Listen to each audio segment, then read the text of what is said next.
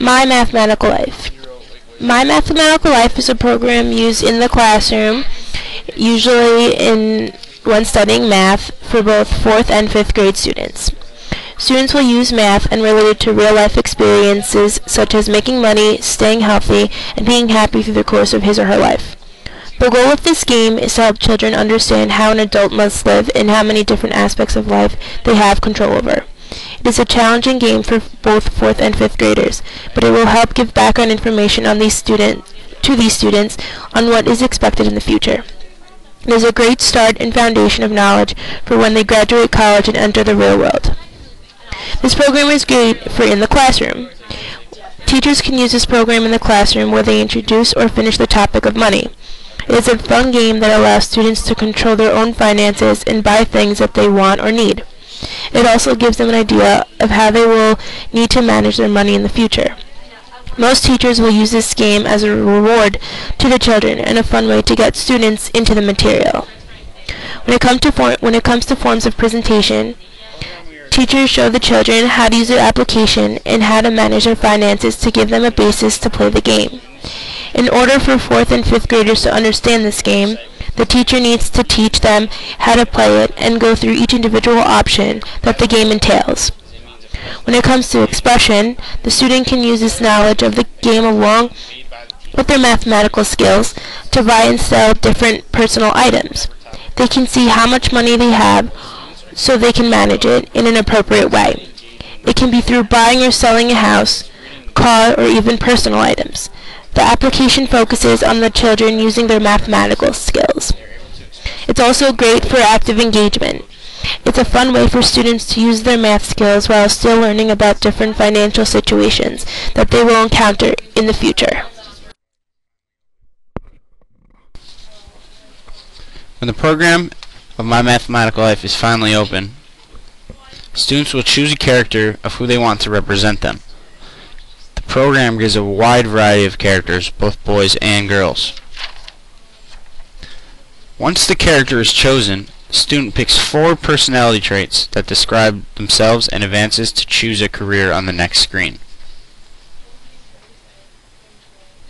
The child then chooses a career from a long list. Once chosen, the game provides a letter with what is to be expected in their life. It also gives them an education loan to which they will have to pay throughout the course of the game. This means that your character starts with no money and will need to eventually pay back their loan. Once they have done this, they advance to set their goals. At this point, they are given 100 total points to split up between 3 major categories: money, happiness, and health. The student will set an amount of points for each category and try to reach that goal by the end of the game. Once this is completed, the game will tell you how much money your starting salary is, and then you will start the game and try to live a well-balanced life in which you are able to pay off your bills and manage your money. One important thing for teachers to do is to make sure that their students don't take too much time deciding their character, career, and background. More time should be spent playing the actual game and having fun. Now you are ready to start the game. There are many options on the game screen. The first one we'd like to talk about is My Life. If the student clicks this item, it will show a photo album of the major accomplishments, expensive purchases such as a car or a home, and vacations taken throughout their life.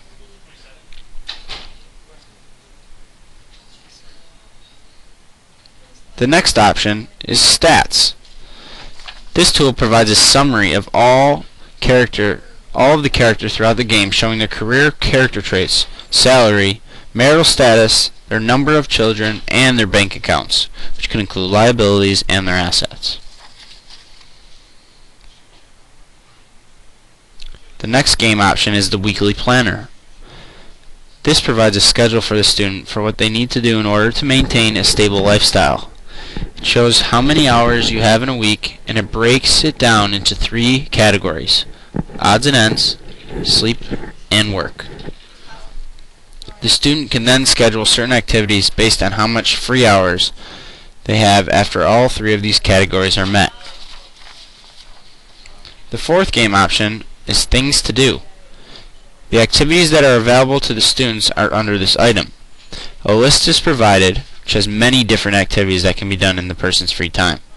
If the student decides to join the activity, they must pay the annual fee, if applied, and have the necessary free hours to do the activity. These hours will be shown in the weekly planner, in which the student will be able to check back on whatever they like. The next game option is the bank. This is where the student's money is kept. Along with the storing money into a savings or checking account, the student is also allowed to buy stocks, which will appear later in the game randomly, and pay for credit, loans, and taxes, also appearing in the game randomly. The sixth game option is Marketplace. In Marketplace, students are given a list of different things that they can buy with their money from their job. The price is listed for every item. The list provides numerous things for the student to buy in order to begin their life in the game. These include services, cars, homes, car insurance, home insurance, and health insurance, which are all listed on the left side of the screen. The purchases can range from material items to necessities. The seventh game option is the thinking pad. Once students have bought the items that they need and want, mostly from the marketplace, the thinking pad provides a list of these purchases and shows the bills that are owed.